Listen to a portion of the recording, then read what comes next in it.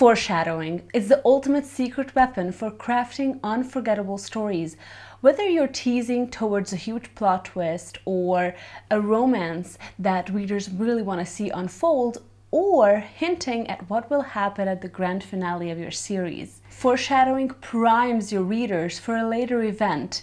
It builds curiosity and heightens attention, and it hints at potential plot twists. So today, let's talk about how you can master this storytelling trick and have your readers' jaws on the floor. I promise at the end of this video, you will be fully equipped to use foreshadowing the way it's meant to be used. Because if you do it right, your readers aren't only going to enjoy your story, they're gonna come back to it and they're gonna discuss it and contemplate about it later on as well.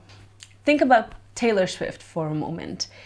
She is known for using Easter eggs when she's hinting at things that she's going to do with her music. Her Easter eggs is basically foreshadowing to what's to come in her music world and stuff like that. So it really keeps her listeners engaged constantly, even when she isn't dropping new music every single week.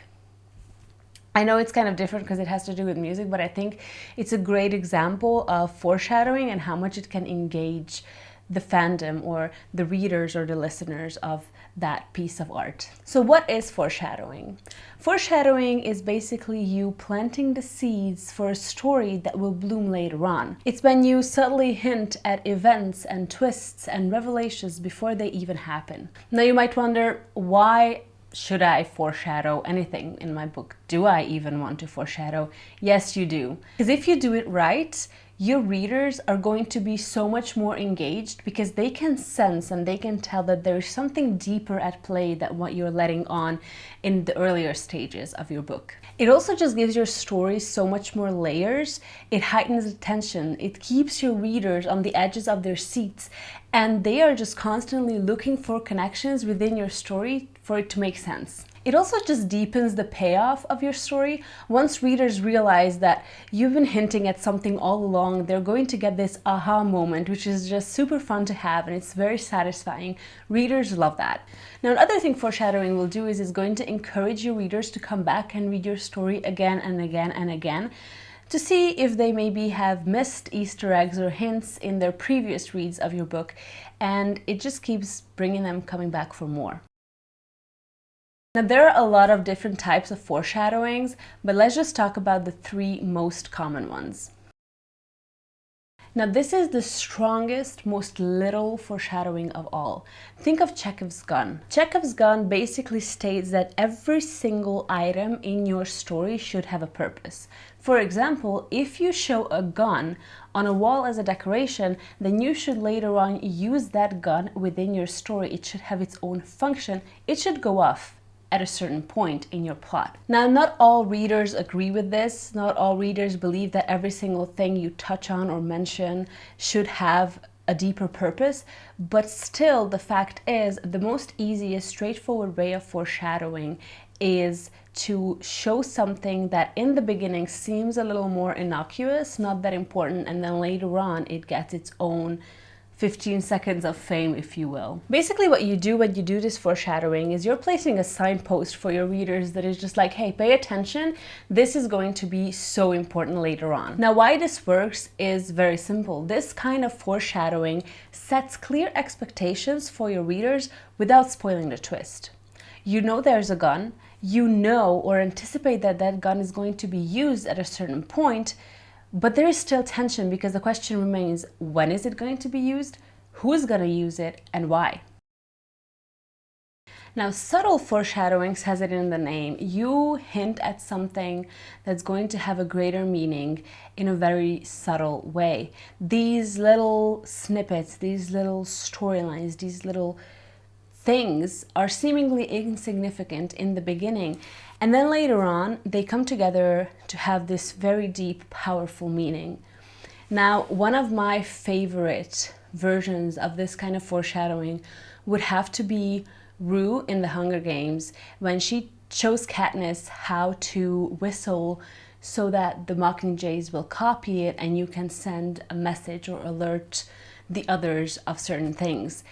It doesn't seem like a very significant, important storyline. It does seem important, but not as much as you think it is. Rather, it just seems as a very practical way of communicating with one another in an unsafe environment when you're being listened to and watched all the time. And it's beautiful because the mockingjay later becomes the symbol of the rebellion against the Capitol. Katniss takes on the name the Mockingjay. It gets such a deep and significant meaning. Now, this kind of foreshadowing works because you basically take something that feels supernatural in the moment in your story, and then later you give it so much more significance. It makes your story just feel very natural and also very much planned out at the same time, if that makes sense. Now, symbolic foreshadowing is when you use imagery, objects, or recurring motifs to hint at something that's going to happen in the future. This is a more abstract approach. It resonates on a thematic and emotional level. A good example would be a storm brewing in the background of your romance novel, basically symbolizing the brewing tension and blow up, maybe even potentially a breakup between your two characters. The weather in this case is basically mirroring the tension in their relationship, and so you're slowly, subtly preparing your readers for what's to come. Now, this works because it engages your readers on a subconscious level. The use of imagery, motifs, and symbols once again adds a deeper meaning to your entire story. And so basically what you're doing is you're making the eventual payoff feel inevitable and also super satisfying at the same time.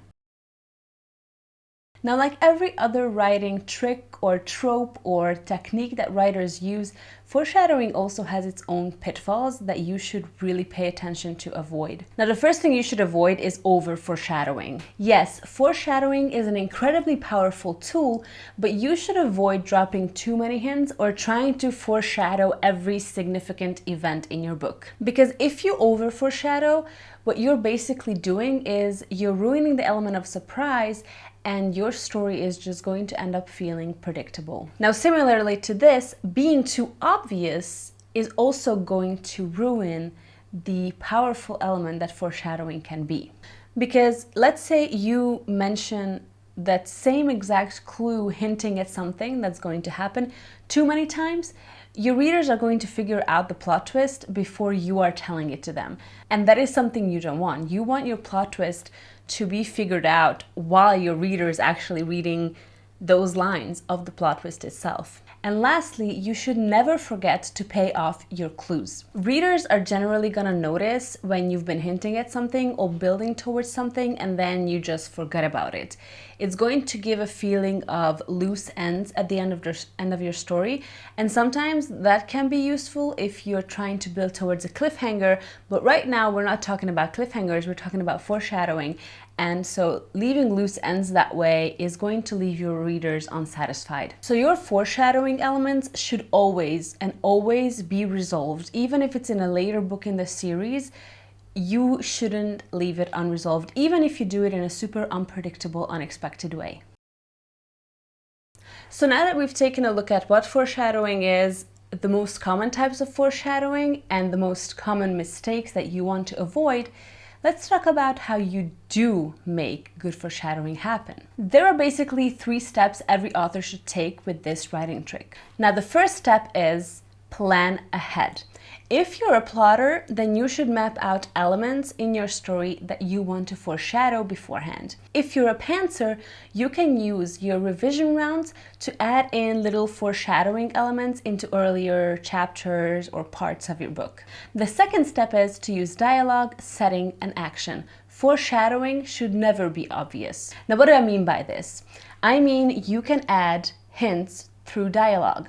A character's throwaway sentence that seems absolutely insignificant could later on turn out to be of great significance. Or a cracked mirror could symbolize a character's fractured psyche. Or a nervous glance could hint at a secret that is yet to be revealed. And lastly, balance, subtlety, and clarity. Here's the trick. Your clues should be subtle enough that your readers are totally surprised when it is revealed, but it should be clear enough so that your readers kind of notice that there's something there. This is going to build tension and excitement, and most importantly, your readers are going to be satisfied when the reveal happens. Now, a good rule of thumb here would be to make your clues stand out on a reread. Not on the first read, but on a reread, your reader should be like, oh my god, yeah, I missed that the first time, but now I see it. So basically, foreshadowing is what makes your story go from good to unforgettable. Let me know your favorite example of foreshadowing in fiction, or how you have used foreshadowing before in your writing. Thank you so much for watching. I hope I could help you with this video today. Don't forget to check out my other videos. I talk about writing tips and self-publishing tips on this channel, and also like, comment, and subscribe. I post videos every single week, and I will see you next time. Bye!